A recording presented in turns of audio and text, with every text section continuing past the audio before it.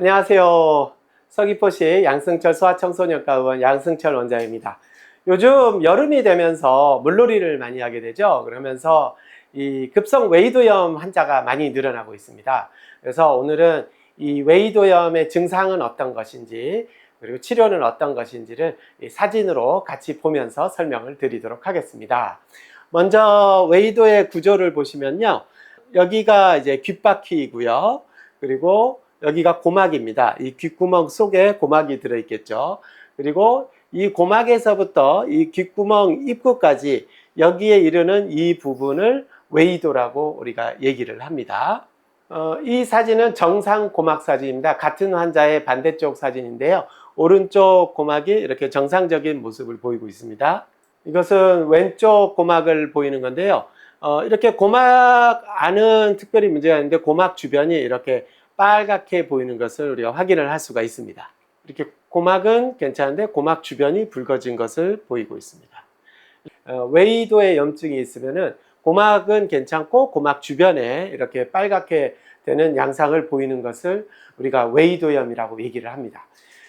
그럼 이 웨이도염은 왜 생기냐면은 이 귓바퀴에서 고막까지 이르는 통로인 웨이도에 이제 세균성 감염이 오는 것입니다. 이것을 이제 스위머스 이어, 수영인의 귀라고도 얘기를 하고요.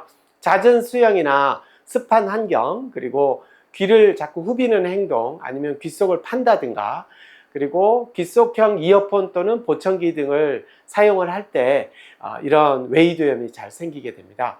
특히 요즘 여름철에는 수영을 하고 나서 이제 귀 안에 물이 들어간 것 같은데 그러면서 면봉으로 이렇게 귀를 후빈다거나 아니면 아이들이 손가락을 넣어서 귀를 후비는 행동을 할 때 이 웨이도염이 아주 잘 생기게 됩니다. 그래서 물놀이 후에 절대 귀에 면봉을 쓰거나 손가락으로 귀를 파지 않도록 아이에게 교육을 많이 시키셔야 됩니다. 그리고 귀에 물이 들어가게 되면 그 깨끗한 물이라면 들어갔다가 자연히 다 나오게 되어 있기 때문에 굳이 건드리지 않는 것을 추천을 하고 있습니다. 이 웨이도염은 더운 기후나 높은 습도에서 잘 생기게 됩니다. 더운 기후나 높은 습도는 세균이 번식하기에 가장 좋은 환경을 만들어 주거든요. 웨이도염의 가장 큰 특징은 뭐냐면 귀가 아프다는 겁니다. 근데 보통 가만히 있을 때는 별로 잘 아프지 않은데 이쪽 귀에서 이 귓구멍 바로 뒤에 붙어 있는 요거 이쪽 부분, 볼록 나온 부분이 있죠. 요것을 귀의 이주라고 얘기를 하는데 이 부분을 이렇게 누르면은 하고 통증을 느낄 수가 있고요. 아니면 이렇게 귓바퀴를 잡고 위아래로 이렇게 흔들면 아주 심한 통증을 유발을 하게 됩니다. 귀에 여기 이주라는 부분을 눌러서 아프거나 귓바퀴를 잡았을 때 아프다면은 우리가 급성 웨이도염이 왔구나 하는 것을 꼭 알고 계셔야 되겠습니다. 이게 보통 병원에 가서 귀가 아프다고 갔는데 고막을 봤는데 고막이 괜찮네요, 이상 없어요 하고 이렇게 그냥 방치되는 경우가 가끔 있는데 이런 경우에는 중염은 없다는 얘기지만 웨이도염이 없다는 얘기는 아닙니다. 귀가 아프다 그러면은 이 귀를 눌러봐서 아프진 않은지 꼭 확인을 해 주셔야 되겠습니다. 치료하는 방법이 웨이도염과 중이염은 많이 다르기 때문에 그러는 거고요. 그림으로 한번 다시 보여드리면 여기가 고막이고 이 고막에서 이 귓구멍 입구까지 이르는 곳을 이제 웨이도라고 얘기를 하게 됩니다.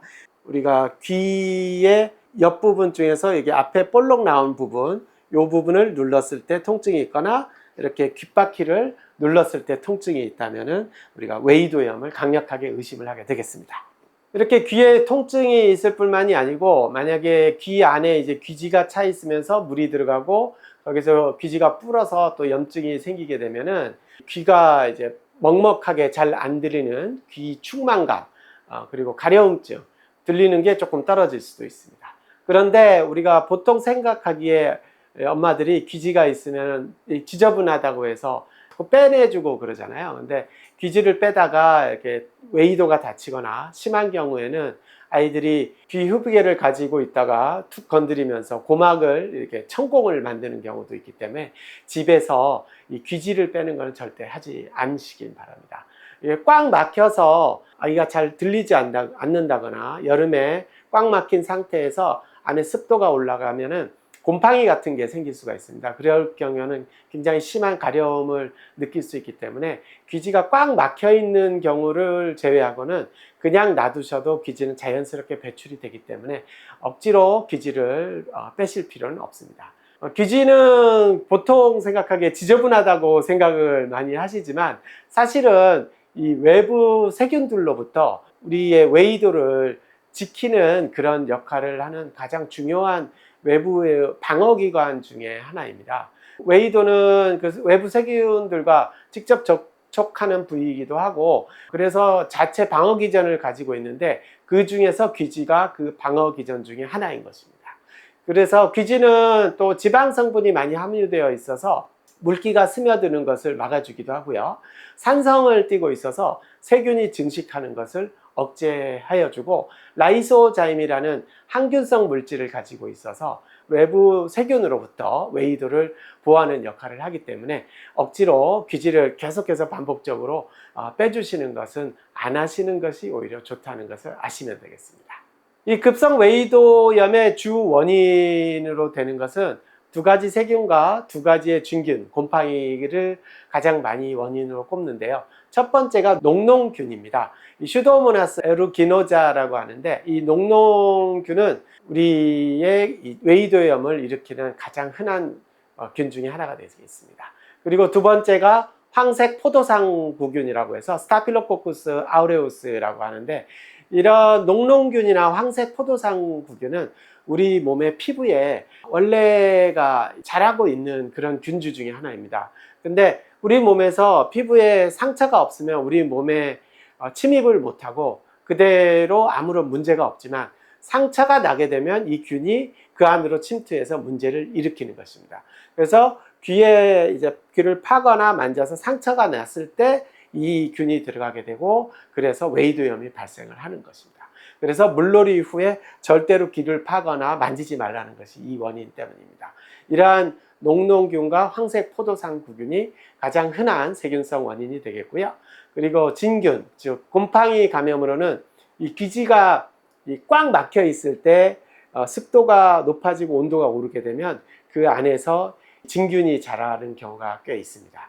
두 가지 가장 흔한 원인은 칸디다균하고 아스페르질루스라는 진균이 되겠습니다. 이 진균은 진균 감염이 왔을 때는 귀지를 완전히 제거를 해주고 곰팡이를 자라지 못하게 환경을 빨리 개선을 해주는 것이 가장 큰 도움이 되겠습니다. 우리가 급성 중이염이 왔을 때는 그 치료가 항생제 복용이거든요. 그래서 항생제를 잘 복용하면 이 중이염은 잘 낫는 경우가 많습니다. 그런데 이 급성 웨이도염은 귀 바깥쪽에 있고 혈관 분포가 그렇게 많지 않아서 항생제를 먹더라도 호전이 잘 안 되는 경우가 많습니다. 이용액을 넣는 것이 가장 확실한 치료 방법이고 이용액은 어떻게 넣냐면 이렇게 귀를 옆으로 기울여서 그 안으로 3방울에서 5방울 정도 이렇게 똑똑 떨어뜨려 주시면 되고요. 그리고 바로 흘러나오면 효과가 없으니까 한 1분에서 3분 정도 이렇게 그 자세를 그대로 유지를 시켜 주시는 게 좋겠습니다. 그리고 나서 만약에 양쪽에 웨이도염이 왔다면 한 3분 정도 있다가 반대쪽으로 돌려서 다시 이용액을 넣어주시면 되겠습니다. 이 웨이도염의 치료는 먹는 항생제를 같이 먹기도 하지만 이 이용액 치료가 메인이라는 것을 꼭 알고 계셔야 됩니다. 귀가 아프다고 해서 항생제를 먹었는데도 귀 아픈 게 없어지지 않는다. 이것은 무엇이냐면 웨이도염인 경우에는 항생제 먹는 걸로는 해결이 잘 안 되는 경우가 많기 때문입니다. 제가 구글 제미나이의 AI에게 웨이도염의 위험 요인에 대해서 한번 물어봤거든요. 그것을 캡처를 해왔습니다. 구글 제미나이가 이렇게 친절하게 알려주더라고요. 물론 영어로 나왔는데 웨이도염을 일으키는 가장 위험 요인은 뭐냐? 1번 너무 물에 오래 이제 노출시키는 것은 안 좋다. 스위밍. 그리고 귀지를 제거하는 것이 웨이도염을 유발할 수 있다. 귀지를 제거하다가 상처를 낼 수 있기 때문이죠. 그리고 히어링 에이드, 보청기를 얘기합니다. 보청기나 이어플럭, 우리가 음악을 듣기 위해서 많이 사용을 하잖아요. 근데 귓속형을 사용을 하게 되면 이어폰 때문에 염증이 생기는 경우가 꽤 있을 수 있습니다. 저희 같은 경우에 이제 스쿠버 다이빙을 하기 위해서 외국을 많이 나가게 되는데요. 이 외국을 나가서 스쿠버 다이빙을 하게 되면 한 3, 4일 있으면 귀가 아픈 경우가 많습니다. 근데 그런 것을 저희가 잘 알기 때문에 늘 조심을 하는데도 옆에 있는 분들이 그런 웨이드염을 자주 생기는 것을 보면 대부분 이 귓속형 이어폰을 끼고 낮에 생활을 하거나 아니면 밤에 생활을 하면서 그것 때문에 웨이드염이 유발되는 경우가 많기 때문에 물놀이를 할 때에는 이 귓속형 이어폰은 되도록 사용을 하지 않은 것을 권장을 드리겠습니다.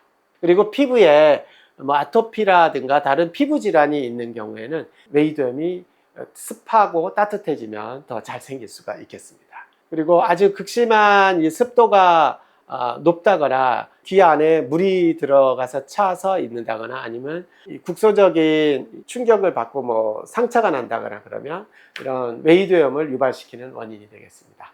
자, 이번 여름에 이제 물놀이들 많이 하시잖아요. 물놀이 하시고 나서 절대로 귀 파지 마시고 면봉 사용하지 마십시오.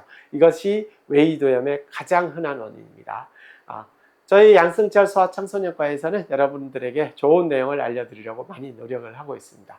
구독과 좋아요 눌러주시고요. 관심 있는 댓글 부탁드리겠습니다. 감사합니다.